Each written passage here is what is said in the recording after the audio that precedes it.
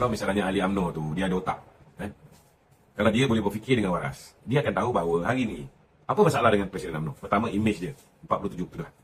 47 ketuduhan ini beliau hadapi kerana beliau enggan untuk membubarkan UMNO dan enggan untuk menyertai bersatu. Kalau dia buat apa yang Mustafa Mohamed buat, dia buat apa yang Mars M. Yati buat, dia selamat, tidak ada sebarang tuduhan macam Mustafa Mohamed dan juga Mars M. Yati.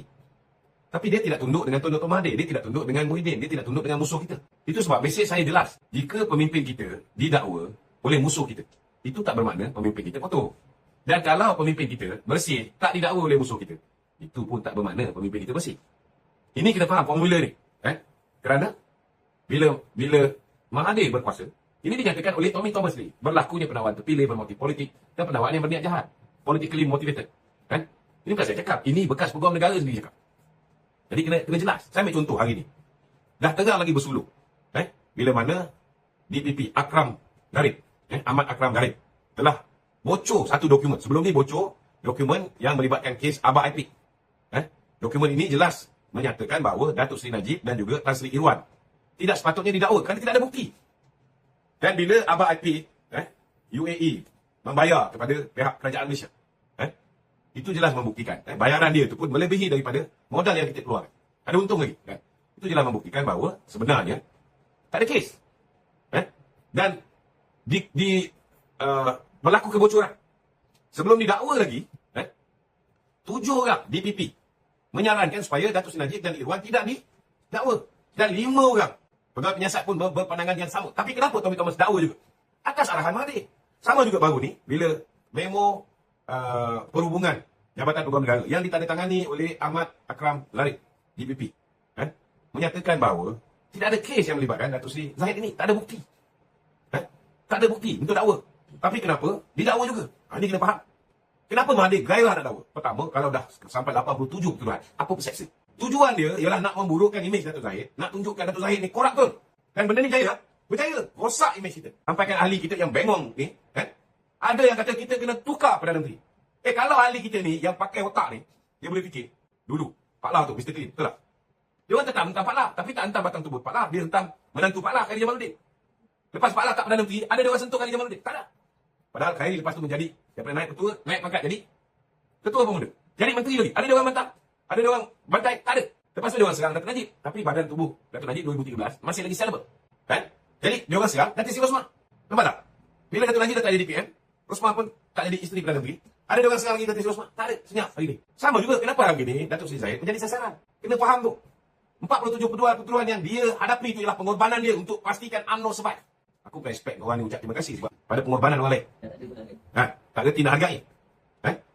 Habis kalau kau buang Datuk Zahid, lepas ni kau boleh bagi jaminan pengganti dia tidak akan difitnah. Apa sebab? Fikirlah kenapa Mahathir nak sangat 87 ketuduhan. Sebab apa? Pertama, rosakkan imej. Character assassination. Kedua, apa akan berlaku? Dia akan turun naik mahkamah 87 ketuduhan. Jadi fokus dia nak lawan bersatu, lari. Itu tujuannya. Tapi alhamdulillah, kita menang 7 pilihan raya kecil. Kita menang di Melaka. Kita menang di Johor. Masa itu siapa presiden? Datuk Zahid juga. Tak ada masalah. Pilihan raya yang ke-15, punca dia apa? Pengkhianatan puak-puak yang tak nak bubar awal. Tak nak hilang jawatan Perdana Menteri. Tak nak hilang jawatan Menteri. Ini kita kena faham. Baru ni pilihan raya. Kenapa kita tewas? Orang yang tak dapat jadi calon, sabotaj parti. Orang yang kena singkir, orang yang kena pecat, sabotaj parti. Mereka membantu musuh kita. Kemudian, bila kena 87 ketuduhan, 5 tahun kes tak selesai. Habis tak duit Datuk Zahid. Berapa banyak dia kena bayar peguam, berapa banyak dia kena bazir masa dia. Dia tak boleh niaga macam dulu. Tumpu asyik pergi mahkamah dia. So, dia mengharapkan supaya kita punya kewangan makin lama makin teruk, makin parah. Lepas tu, akaun UMNO dibekukan. Saya kenal saudara Salahuddin Ayub sejak umur dia 20-an. Mula cebur dalam politik, waktu itu pemuda PAS, sampailah dia meninggalkan kita pada kira-kira sebulan yang lalu. Salahuddin Ayub, dia lebih merupakan seorang aktivis daripada seorang ahli politik. Artinya aktivis ini, kerja dia tak berhenti. Sama ada jawatan atau tak ada jawatan. Sebarang bentuk ataupun isu rakyat. Sama ada hal perumahan di Kuala Lumpur. Hal menentang undang-undang ISA yang zalim dulu. Hal apa yang berlaku, kezaliman di mana-mana tempat. Salahuddin Ayub sentiasa hadir dan beliau pun dalam perjuangannya beberapa kali ditangkap dan dihadapkan ke mahkamah. Artinya beliau lebih bersifat aktivis daripada seorang politician. Sebab itulah bila beliau dengan kerja gigihnya dibawa bertanding di Kelantan untuk menjadi ahli parlimen. Balik daripada Kelantan, dia bertanding di sini, dia kalah. Dia kalah tahun 2013. Tetapi aktiviti kemasyarakatan beliau teruskan. Saya telefon saja dia. Salahuddin besok datang ke Kuala Lumpur. Kita nak buat himpunan. Membantah apa-apa, dia akan hadir. Inilah saudara Salahuddin Ayub. Dan dia, masa belum jadi parlimen, kemana-mana dia pergi, dia naik bas sahaja. Karena dia bukan seorang yang ada duit banyak. Kadang-kadang, dia sampai awal di stesen Pudu Raya, beliau tidur di stesen Pudu Raya dulu. Sebelum menunggu kawan ambil dan sebagainya. Ini kegigihan beliau. Dan bila beliau menjadi menteri, kita lihat sifat membantu orang ramai itu beliau teruskan. Dan hadirin sekalian, dulu dia menteri pertanian dan juga asas tani. Kemudian kerajaan kita jatuh melalui Sheraton Move. Bila tak jadi menteri, beliau kembali menjadi aktivis masyarakat. Dia membela tak kira kaum, tak kira siapa, asalkan memerlukan sumbangan dan juga pembelaan beliau. Pilihan raya 2022, dia menang di sini. Lebih 33,000 majoriti. Beliau diangkat menjadi menteri yang jaga kos sara hidup.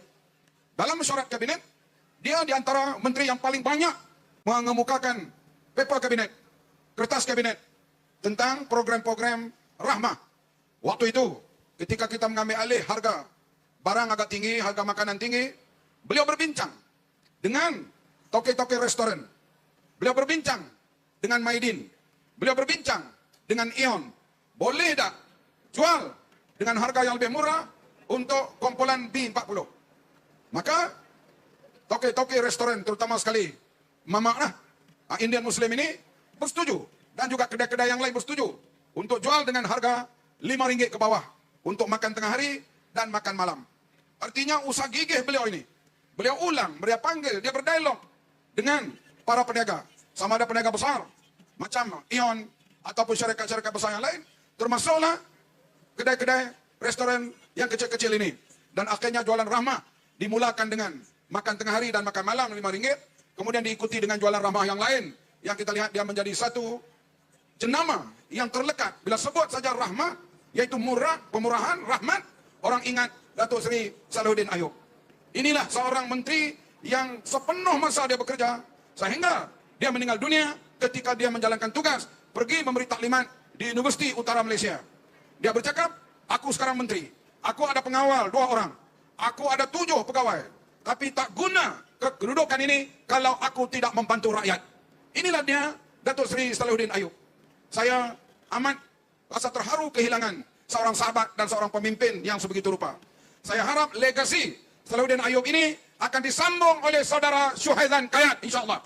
Korang ada baca tak baru-baru ni PAS kata mereka terbuka untuk hidupkan semula muafakat nasional. Macam-macamlah reaksi, kebanyakannya tidak mahu dikhianati lagi. Korang tahu tak, PAS sebenarnya tak pernah khianati muafakat nasional. Betul, PAS tak pernah khianat muafakat nasional. Ketika pertama kali cadangan untuk mendaftarkan Perikatan Nasional pada Jun 2020, PAS tak pernah sokong. Timbalan Presiden PAS Tuan Ibrahim Tuan Man dengan tegas menyatakan PAS kekal tidak bersetuju untuk sertai Parti Perikatan Nasional. Tiba-tiba ada satu usaha untuk keruhkan hubungan antara UMNO dan PAS dalam muafakat nasional dengan sebarkan satu surat palsu. Pada 9 Ogos 2020, orang yang sama iaitu Timbalan Presiden PAS Tuan Ibrahim Tuan Man menafikan PAS keluarkan surat sokongan untuk mendaftarkan Perikatan Nasional. Nampak tak? Mana ada PAS khianat muafakat nasional? Cuma 10 hari lepas tu, iaitu pada 19 Ogos 2020, PAS telah mengesahkan bahawa mereka menyertai Parti Perikatan Nasional. Yang paling bestnya, pada 18 Ogos iaitu sehari sebelum PAS menyatakan bahawa mereka menyertai Perikatan Nasional, Tan Sri Muhyiddin Yassin sendiri menyatakan bahawa Perikatan Nasional masih dalam proses pendaftaran. Dalam proses tau, tapi sebenarnya Perikatan Nasional telah pun didaftarkan dan diluluskan pada 7